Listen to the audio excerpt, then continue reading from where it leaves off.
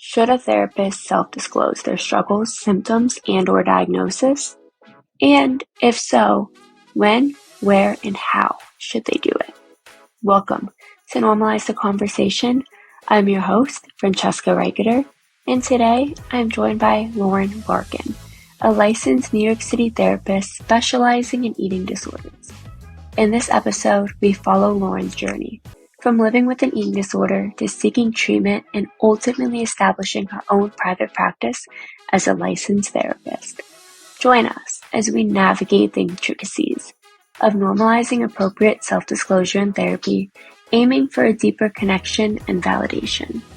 Lauren, thank you so much for joining me today. I am super excited for our conversation, but before we begin, I just want to check in.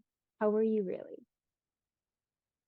Great question. I am good. I am really busy and I am juggling work. And I'm also in the process, I didn't tell you this before when we met because it hadn't happened yet. I'm in the process of freezing my eggs. So I'm doing like shots at nighttime and like I'm super bloated and I'm like taking it super easy. So when you asked that question, I was like, that's kind of the first thing that pops into my mind. I'm good. And there's a lot of stuff going on.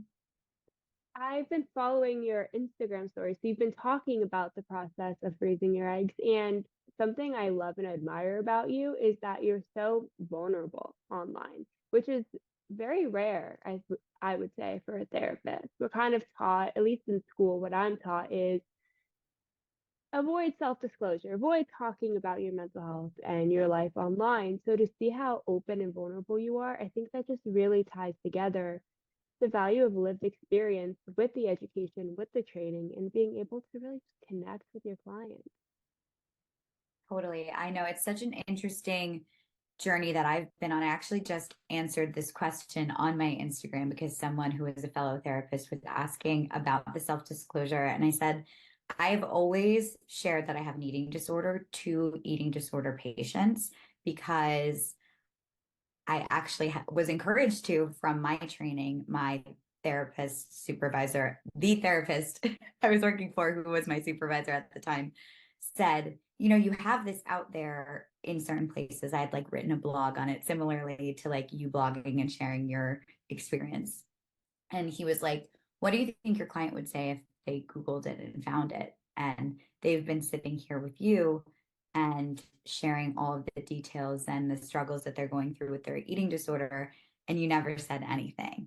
They, so they suggest that we don't self-disclose because we don't want to like impair the therapeutic relationship, right? But I think that sometimes not self-disclosing, especially when they could find that information elsewhere, could also rupture or create difficulties in the therapeutic relationship. Like that could create like a sense of mistrust, with the client.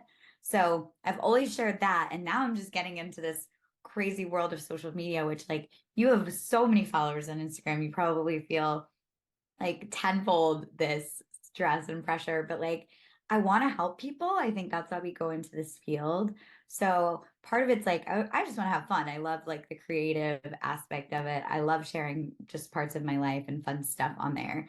But then part of it is like, okay, well, what do I do with this platform? I am going through an experience that a lot of people want to know about, which is now the egg freezing. But my experience with eating disorder, my experience opening a private practice, like all of these things are things that I get questions on a lot of the time. So that one was a weird one because I was like, this is like a medical journey I'm going on in real time. Do I want to share this? Do I not? How much do I want to share about it? And I think I just use the community too, and like the encouragement that I get from people saying like your video on something that does not have anything to do with anything made me want to go back to therapy. And I'm like, oh, okay. Like it's just that's the stuff that keeps me sharing and keeps me going because I feel like it's this other touch point besides our clients that helps me feel like I'm like helping people, if that makes sense. Yeah, it does. And that's what I love about social media. I know in the beginning for me, posting about it was really difficult because I'll be maybe too vulnerable online. And what I love about it is how many people will like message me privately and say, this is exactly how I'm feeling. Like, thank you for sharing. I don't feel alone. And then I'm like, I feel less alone in it because even though I know I'm not the only one experiencing these thoughts, I'm not the only one living with bipolar 2 disorder. It does feel really isolating when your immediate circle doesn't relate to that. And luckily, my friends, they don't experience mental health symptoms in the same way, which is really great for them. But sometimes it's hard to connect. It's hard I'm to laughing connect with too. them. Like so great for you guys that you don't experience this at all, that you've never had anxiety. Like love that for you. But also like what the heck? Like sometimes it's a little more difficult to talk to them because they're like, well, think positive. That's what I do. And I'm like, great. My brain doesn't work like that, but thank you for your advice. I know that's really helpful for you and you're sharing it from a really good place. But posting online has helped me realize that other people are going through very similar to what I'm going through and they're doing different things. And what they're doing, I can try and see if that helps me. So selfishly, when I'm posting online, it's really to help me feel less alone and learn different things I can be doing because don't really know until you know what works for you. That's one of the reasons too, when we chatted like off recording and we talked about our stories, I was so, so, so excited to talk to you and to be more vulnerable and continue sharing because you are so vulnerable in a space specifically where I think people are really scared to share, right? Any SI, whether it's passive or active or attempts, like people are really afraid even to say it on their intake form when they come to therapy. And one of the things that I get sometimes on social, because I have a very specific brand and vision for the type of content that I put out in the world, because you can't be everything. But like I knew exactly what I wanted to put out there. People will sometimes be like, you seem so positive. You seem like your life is so great. And you seem like, right, like you don't struggle. And I think I don't share all of the deepest, darkest things that I've gone through to get to this point. One, because it's not the type of content that I make often. I'm not like on that side of TikTok or like in the more serious space. I just want to make people like laugh and be like light and like the hopeful end of things. But I was excited to talk to you today because I was like, I think that I need to continue to share what it was like when it wasn't that way and not just like, and point B, you know what I mean? Like it can get better and you can be successful and happy and like your life can be good.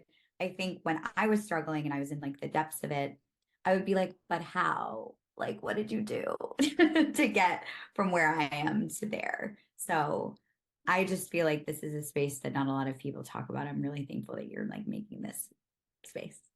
Thank you. And it's so true. We see people come on the other side of it and they seem so happy and life seems so great. And it's like, I'm so deep into it right now. Does it really get like that? And when we're sharing so vulnerably what it was like and how we got there, I think it really just helps people have that little bit of hope that maybe they're struggling to hold on to. But on that note, can you tell us a little bit more about your journey going from living with an eating disorder, what that was like, and how that led you to becoming a therapist? Yes, I can. So I think I struggled with my eating disorder basically my whole life. I don't really have an origin story or like a moment that I know some people will be like, I remember the first time someone made a comment about my body or my weight, or the first time I restricted, or the first time that I tried other behaviors. I was always trying everything to make myself feel better. And I think I had some depression and anxiety, or it was like being a teenager. I think both were all like happening at the same time. We had some family stuff going on. I think that I just didn't know how to emotionally regulate. My mom also had an eating disorder, so we know that that's genetic, or yeah, and common in family members or parents in particular who have had an eating disorder, more likely to develop one as a child. But I don't remember any explicit messaging around my body or needing to change my body. That was all either societal, implicit, just kind of like collected through my lived experience. And then I really think I tried to manipulate my body as a way of manipulating things I could not control in my life, not feeling good enough, being extremely type A and perfectionistic, and then not always getting exactly what I went for, which sounds so bratty when you really think about it like that. Like, why can't I just be the best? But I like truly, with like every rejection that I ever experienced, was extremely, extremely difficult for me. Like, I wanted to just be able to fix it and make myself lovable and enough and like worthy. And I think that that's where the eating disorder developed, but it wasn't always about like, if I look better, I will be more any of those things, perfect, worthy, lovable. I don't know what it was. It was like that's where I think people have a misconception about eating disorders, that it's like all about weight or all about looks, when I think it really is just about feeling out of control. So I didn't have any of this language or any of this ability to articulate how I was feeling for a very, very, very long time. Even I remember like fully what I can look back on, like in college in particular, because then I had like moved out. I can look back and see distinct symptoms of an eating disorder in so many different moments. And I sit here now and I'm like, how did I not think that that was abnormal? Like, how did I not have language for it? I would just like pretend that it didn't happen, or like wake up and it was just like a very like living in denial. Like, no, I wouldn't acknowledge that it was a problem, if that makes sense. But I don't think it got to the point where it was like running my life until I moved to New York.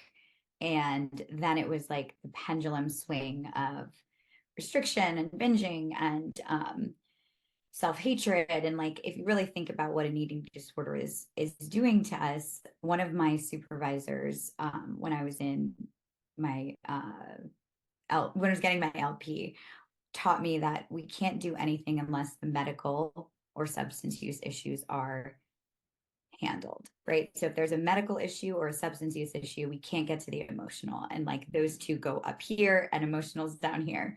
So with an eating disorder, you're not giving your brain the nourishment that it needs in order to combat any depression and anxiety. And actually, it's going to create a worse and worse environment. And that's really what happened to me. Um, I remember I was working at the time and I couldn't find joy in things that I used to find joy in. I didn't see any hope or any change or any possibility that I would ever not be on that hamster wheel of going to the gym, trying to eat in whatever way I decided was the right way that week, and continuing to just manipulate my inner world in order to, I guess, try and find happiness in the outer world. But it wasn't making me happy, but I just didn't know how to stop. And then I was so depressed that I was suicidal. And I was acting out and I was drinking alcohol a lot in a way that was not healthy, and like just was not in control anymore of myself. And my best friend said to me, like, I just really don't know how to help you anymore. I found out actually a couple of years later that she had called my other best friend from home, and they had had a conversation with my mom. Like there was so many things going on behind the scenes that I didn't even understand or like wasn't even aware of at the time. And I really did want help. I wanted to like make it stop. And so I was like, fine, like I had admitted at that point that I had an eating disorder. I thought I could fix it myself. I thought I could try to have a therapist in city, and a nutritionist, and like do it all like kind of outpatient on my own. But I succumbed to the idea that it wasn't going to happen here. And I would go to treatment and I would try. And I was very lucky that my mom actually worked for a university in Connecticut. So we had really good health insurance, and I was still on my mom's health insurance because I know that so many people don't have access or the ability to go to a treatment center like the one that I went to. And it was like financially covered for the most part. My parents were very supportive, which I know a lot of people don't have either. And when I went and started telling my still therapist to this day because she was in the treatment center world and then switched to private practice as I was heading out. So I got very lucky. And I was telling my therapist there and the intake coordinator what had happened recently and how I was feeling suicidal. I think that's when they were like, you can't be just in a day program. You have to go 24 hours, 4 weeks, residential. And then I did the whole step down. So that was the whole eating disorder part of it. I also say like eating disorder treatment itself was the start of the work. The work continued afterward. Like the work really kicked back into high gear when I moved back to New York, and I had to like consciously decide every day to choose to not act and behave and let the eating disorder kind of like win by like prioritizing recovery. And I started nannying. I told them I was like, I have no idea what I want to do, but I want to like do something different and go back to school. Like, was like, maybe I want to write about my experience. Maybe I want to, I don't know, do something. I'd always come from like the creative world. So like my undergrad was in entertainment. So I was like, maybe I'll like try to like recenter around something else that's like in that world. And then I remembered a moment at treatment where someone asked me if I was one of the therapists. And I started to like wheels were turning. I was like, I've always loved people. I'm a really good listener. I'm really good at helping people. Like I was really good at helping and encouraging all the other girls at treatment. And I was like, maybe I could do this and I could like sort of like give back in the same way that my therapist like changed my life and helped me. Maybe that's something that I could do. And then I was like, maybe I didn't want to do like a residential program or a hospital or like anything like that. But I was like, maybe I could take all the stuff that I've learned about like business and I was working at a startup for a little bit. I was like, maybe I could start my own thing and I could like combine worlds of like some of my life experience in one area and then some of my life experience in another. So I'm still eating disorder specialized and my practice is still eating disorder specialized, which is amazing. But I really now am like focusing on a lot of the business stuff, which is just like, I mean, many years later of working and getting that license and like all of that stuff takes time. But that's kind of it's kind of point A till caught up to right now. And I know I definitely skipped over some stuff, but You are amazing. That's such a true like testament to that pain to purpose story. And I love how you talked about kind of that misconception of an eating disorder where people think it's always about body image and about your weight. And a lot of times it can also be about control. And I know that's what it was like for me whenever life fell out of control. Example, my parents' divorce. Couldn't control anything in the middle of that, so I starved myself. And I got down to, I think, like 95 pounds. I couldn't go near food without vomiting.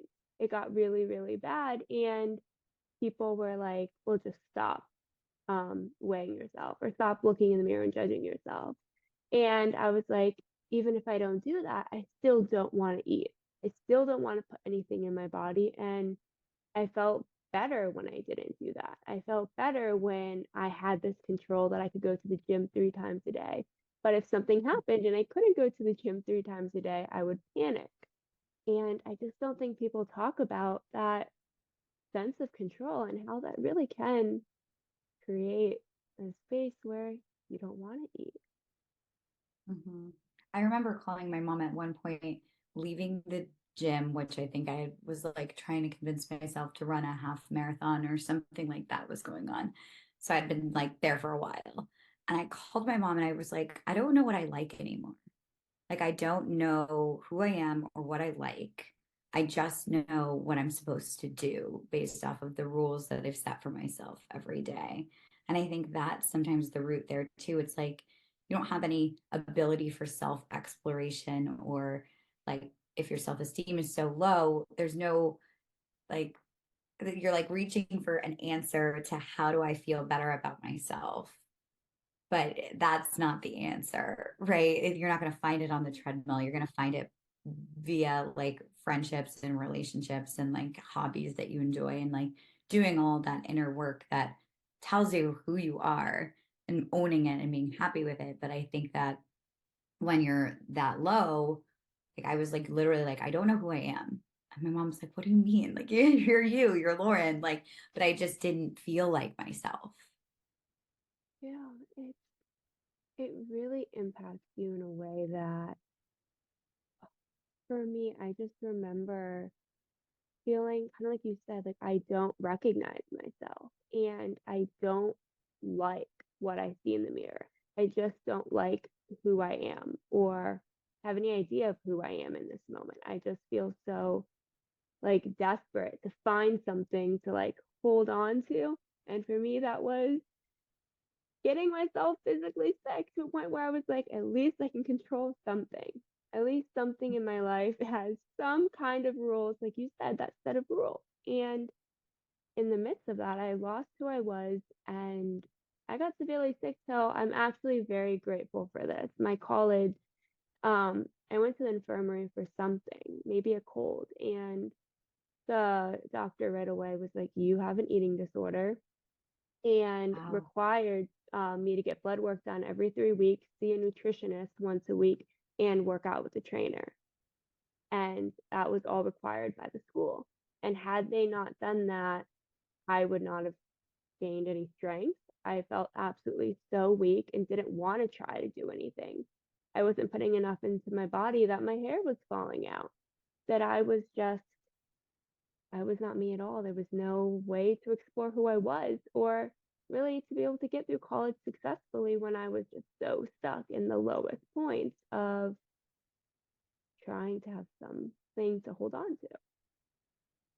And that's the hardest part is like a lot of the times we can convince ourselves that nothing is going on and that we're okay or we're not sick enough. I hear that all the time. I'm not sick enough. It's not bad enough. And sometimes we need a mental health or medical professional to say, no, you have to go. You have to do this. This is your life that we're talking about. You are at risk. Like I was like in the normal BMI when I went to treatment and I was convinced that they were going to say, you don't belong here and reject me. And then I was going to be like, I have no one who believes me. No one's going to help me.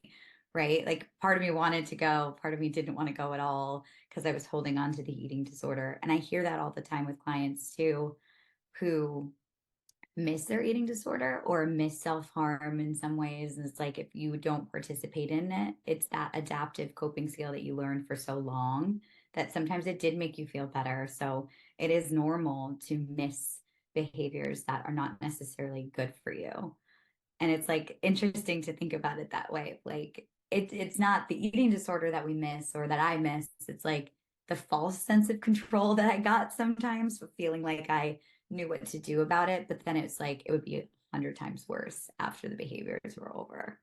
Yeah, it's first of all so true that fear of are people going to believe me?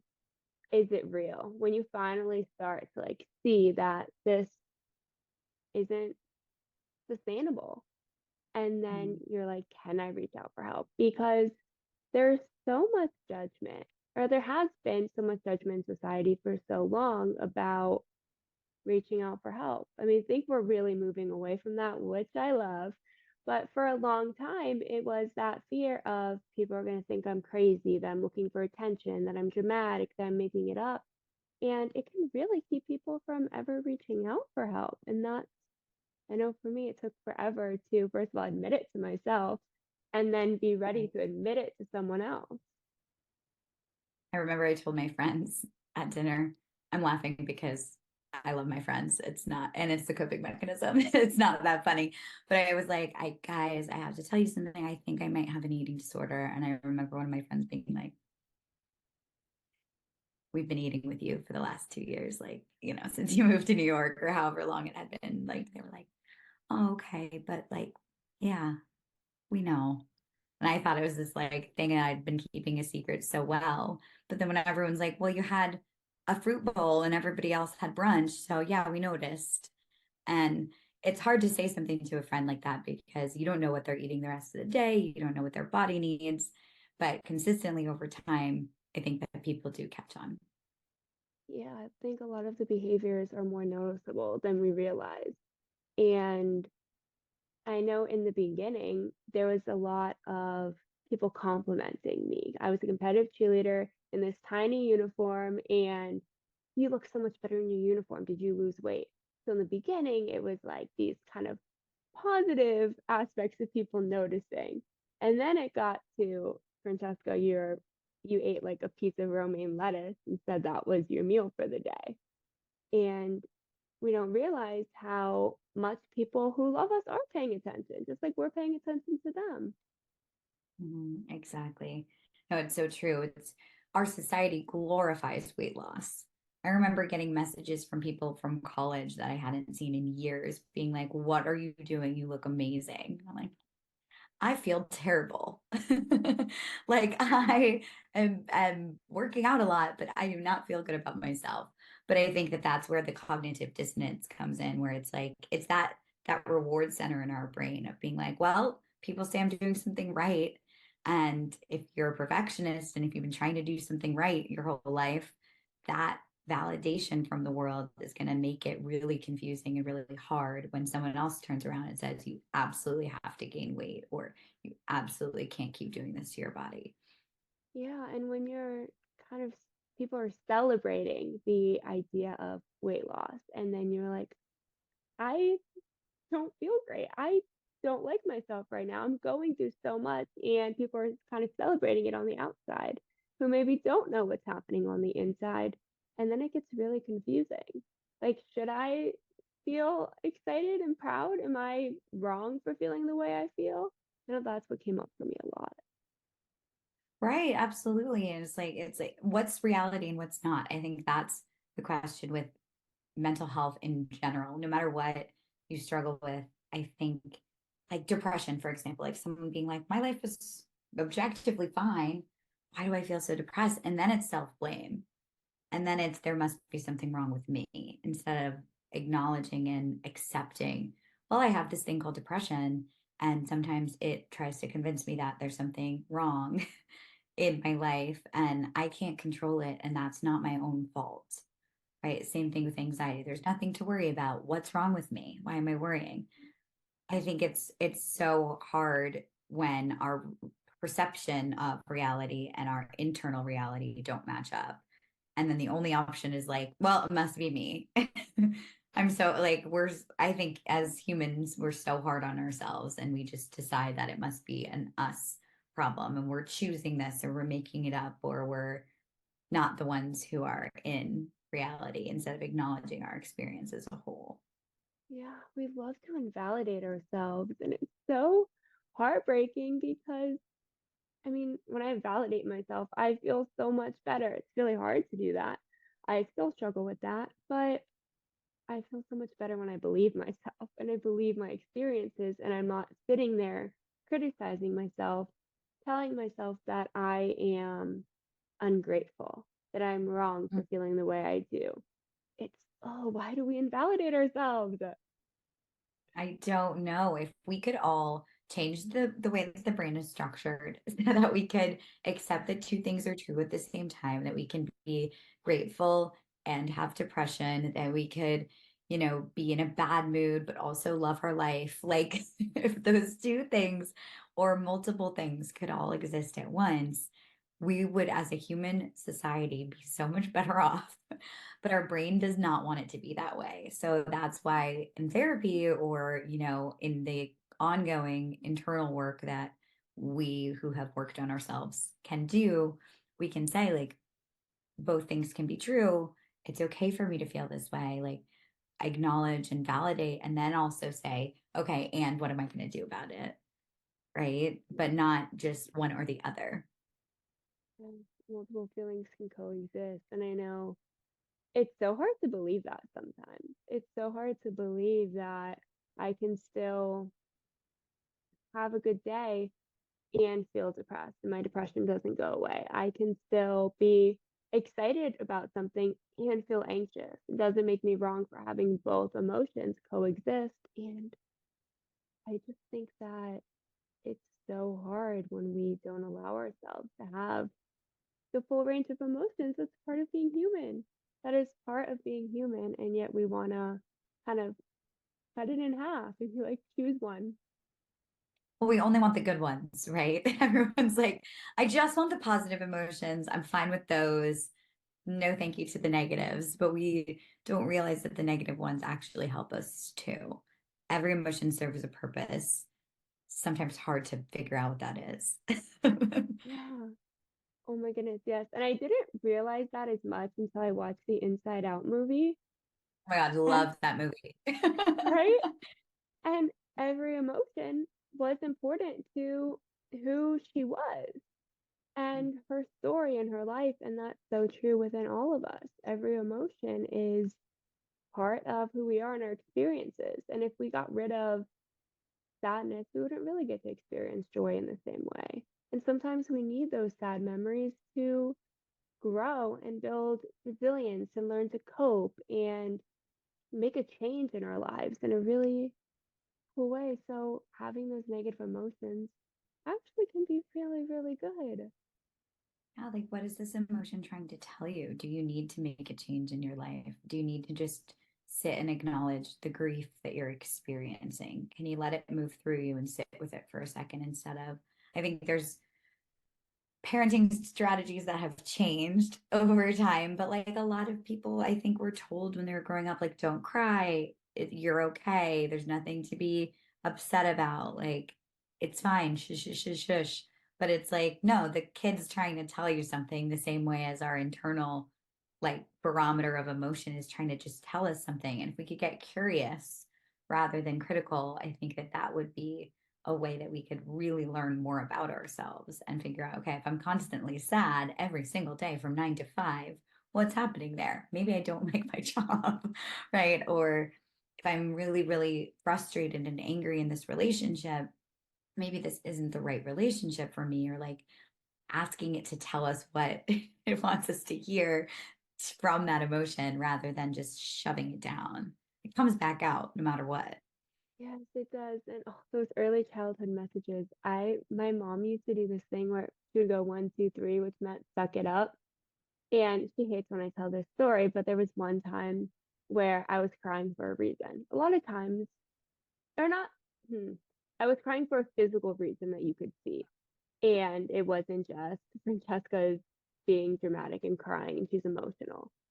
It was, I had broken my wrist and I was crying at cheer practice, and my mom's standing there going, and that was just what I was taught. No Which matter how much pain you're in, she felt really bad after though. She took me to the doctor. She was like, I'm so sorry. I should have paid more attention to why you were crying. I should have asked. And now she knows to ask. But in those moments, I was taught that no matter how much pain you're in, whether physical or emotional, you have to just suck it up and have that smile on your face and pretend like it doesn't exist. And then when that comes up, one small thing could happen and it would all come up and come out in really detrimental ways. Absolutely. Asking the questions of other people, of ourselves, just asking, wait, what happened? Are you okay? Do you want to tell me something?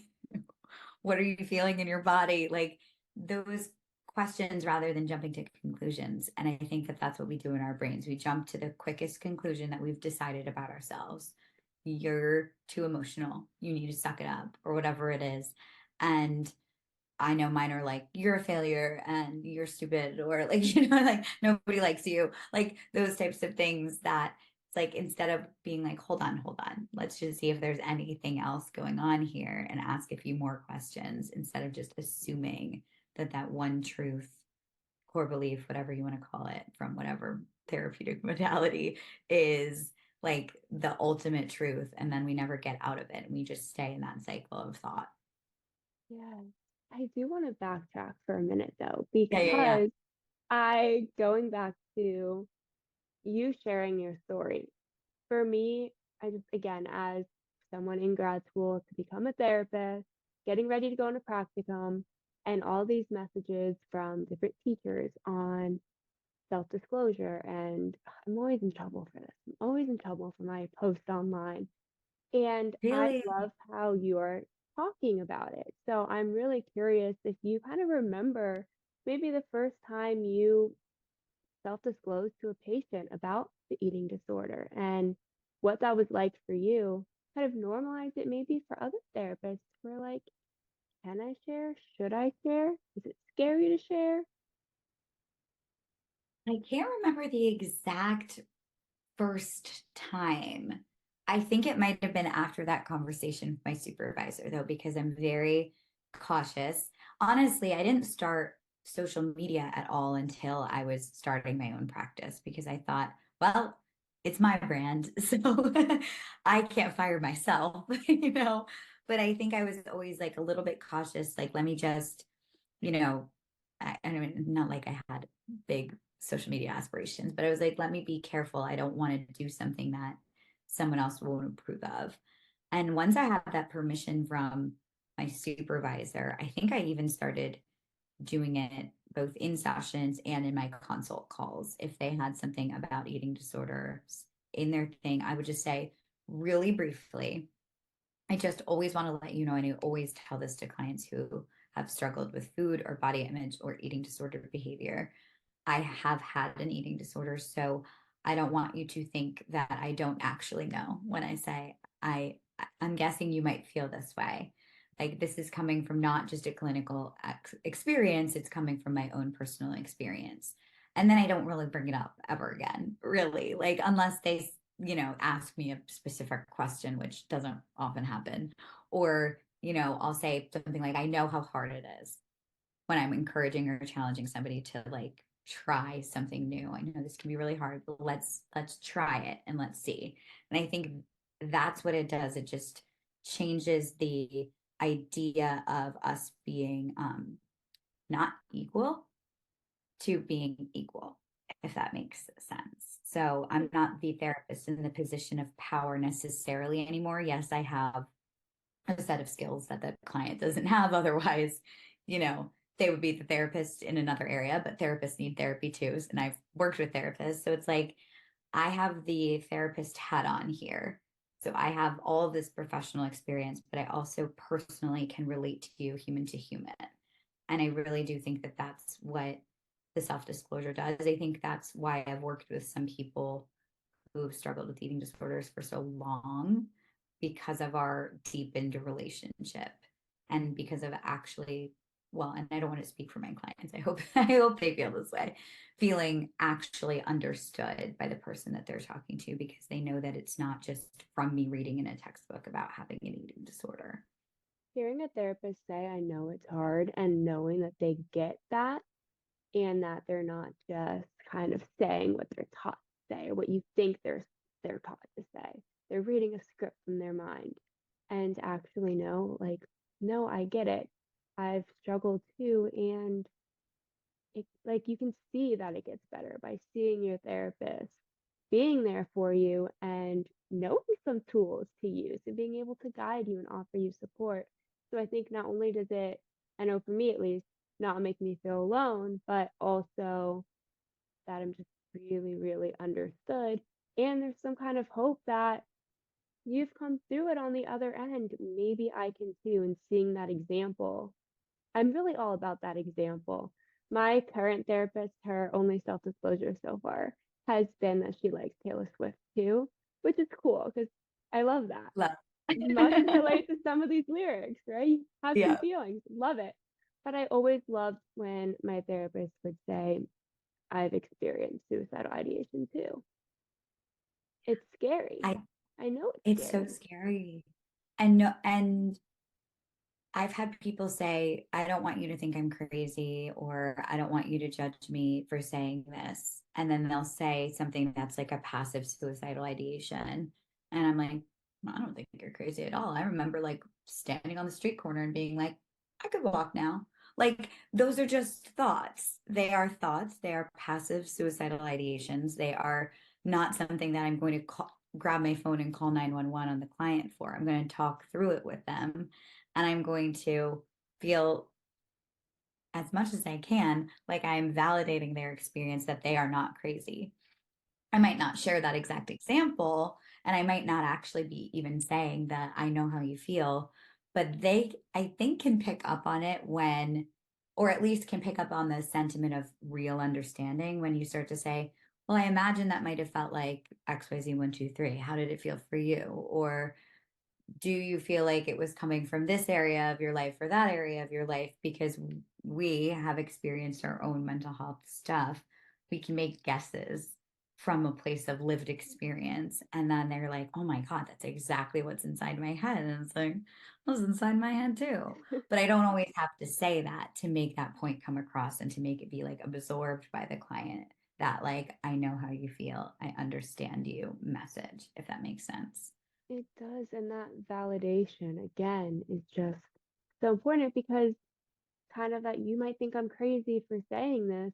They probably haven't really said it to people before, or they did, and someone told them they were crazy or made them feel like they were crazy and wrong for having this emotion or having this passive thought. So to have someone just validate it and understand it in a way that makes it make sense to you really can be the difference between someone seeking help once and seeking long-term help that gets them to the point where they have all the tools they need to be able to get through the ups and downs of life. I'm so excited for you too, just on the points of like always getting in trouble for sharing or doing what you're doing on social media. Like anybody who's telling you that is behind the times. Your thing is inspiring my generation. Like the next generation wants to see, I think, and the feedback that I've been getting since I've been on social, wants to see therapists who've gone through something, wants to know their therapist, wants to see their therapist have a life, doesn't mind knowing that, I'm freezing my eggs or whatever, whatever I'm sharing. And like the other day I said, I was having a bad day or I was in a bad mood and now I'm in a better mood or something. And I did get like an email from a client and they were like, were you in, I'm so sorry, I didn't ask you how you were feeling. And I was like, no, no, no, no, no. That's not the point of social media and me sharing. I don't want any clients to feel bad for me or feel uncomfortable with the stuff that I'm sharing out there. And of course, I emailed back and I was like, your time is for you. Like, your time is not about me. If I was in a bad mood to the point of not being able to be at the session, I would have not been at the session. I was fine. I was like annoyed about something stupid, right? But I think that that's like the only like murky waters is like if you were to ever share something that would personally offend a client or would impede on the therapeutic connection. But every other time that I've talked to a client about something on my social, it's like a 2-second conversation and then it's back to them. It's a little bit of relatability and then we use their time for what it's supposed to be used for. So I think once you just get through all of these like old school people who are telling you what it means to be professional, you will have a lot of success being who you are out in the world and like finding clients that want to work with you because of that, not in spite of that or because they don't know about that, if that makes sense. It does. And I know after an intake or as soon as I find a therapist online that I might want to reach out to, I totally look up their social media. A lot of times I can't Totally. find it, but I totally do. And I know that that's what a future client will do. And they'll be able to tell if I might be a fit for them. And I'll hopefully learn how to tell if I'm a good fit for them. Haven't started practicum yet, so we're saying hopefully. But Oh, but I think what I think is that you're going to be shocked and delighted and excited about the people who are super into it and so supportive of you. And then the people who want an old school therapist who's a blank slate and has no self-disclosure, there's plenty of therapists to go around. There can be a perfect fit for everybody. And it's okay if you don't want a social media therapist. That's totally fine. But if you don't mind seeing your therapist as a human and it actually helps you maybe build that relationship to be closer with them because you see, oh, they like the things that I like, or they even like that's a cute outfit. Like they look like they're having a fun weekend. Like who cares? A lot of people crave that. They think that the relationship, right, should be a little bit more dual-sided. And clinically we can't do that. But if we put stuff out there, they're allowed to seek it out if they want to seek it out. yeah, and just knowing that your therapist is human. I know for me in the beginning, seeking therapy was so difficult because I was like, they're not going to understand. They're kind of like the way I would see a teacher, right? They know everything. And kind of like this role model that you would look up to, but then you're sharing your most vulnerable thoughts. And are they going to think that I'm quite crazy? Are they going to think something's wrong with me? What are they going to think? And to know that your therapist is human, they get it. I think that really just for me at least made such a difference in opening up. And then because I was able to open it up in therapy, able to open up online, and hopefully I've helped people. I'd like to think I have. So that's what I love about that tiny bit of relatability that you can bring in the room. But like you said, a therapy session is about the client. So if you see our stuff online, doesn't take away from, hopefully, doesn't take away from the client's time and what they are looking for and what they need. It's so funny because I'm always like, and back to you. How was your week? Like, I don't entertain it for like more than a minute. I'm like, yes, thank you so much for asking. Anyway, back to you. And they probably laugh like, okay, she's back to business on me. But I know that you've helped people. I've seen the cards. I've seen, like it's another way of reaching more than however many people you will see in your practicum. And I think that social media is a really helpful space for reaching more people that can't afford therapy or need, to feel seen and heard in other ways besides just their therapy session. Like it's kind of an amazing tool. So I think that the world is moving in that direction. Yeah, it really is. I had a few like teenagers who have reached out and said, my parents don't believe in therapy, so I didn't know that what I was feeling was normal and other people feel that too. And I didn't know what to do. But listening to a podcast episode, I learned a new tool I could try. Or I learned that I'm not the only one feeling that way, or there's other things I can do outside of therapy that's not the only option if it's inaccessible for me right now. And I thought that was so amazing because a lot of people can't access therapy, whether it's financial barriers, structural barriers, or the fact that there's such a high demand and a low supply. So being able to just hopefully offer something of value online can really make a difference for someone who may never have the chance to attend therapy. Totally. Ugh, that makes me sad though. I wish that our healthcare system was set up in a different way so that it was accessible for everybody and therapists could make money and everything would just be perfect. But I think we probably need more than one podcast episode to get on that subject. I have faith that one day, we're going to start working toward making sure that behavioral health is covered by insurance. So many people, it's not, so many insurance companies, and I just really hope everyone has access to treatment like both of us were able to receive. I know. I really don't know where I would be if not for the team and the people that pulled me like out of the environment, got me into an isolated space where I could heal and not be on my phone and not focus on anything else, but just getting better. I mean, it was the reset that I needed. So I always tell people I know recovery and treatment is really scary, and like choosing that you are afraid you're going to give up a lot of parts of your life. Like I thought I was like gonna have no friends and never be able to get a job again. And like my reputation was ruined. Speaking of Taylor Swift, reputation was out at that time. And I would just listen to it on my drive up and on my drive down. And every single day I was listening to what I felt like was a really good representation of how I felt in my life at that time. Because I had like reclused and like nobody knew where I was and what I was doing. Um, but I really don't think I would be here if I hadn't gotten that reset of my body and my mind around food. That was like the start. And then all the rest of the emotional stuff that came after got me eventually here. And I'm still working on myself still, because that's just going to be an overall like goal forever. I'm so happy that you got the treatment you needed at the time and were able to become a therapist because one, I love watching your reels on Instagram. You always make me laugh. I send them to my friends all the time. Thank You you. just posted one recently, or it just came up on my reels recently, if you were Rory Gilmore's therapist and going through the seasons. And that was Yeah. exactly what I needed to laugh in the middle of Oh, my teachers assigning every possible term paper and project. So you really helped me and my friends get through. And as a therapist, you are just incredible. I am so grateful that you came on the podcast.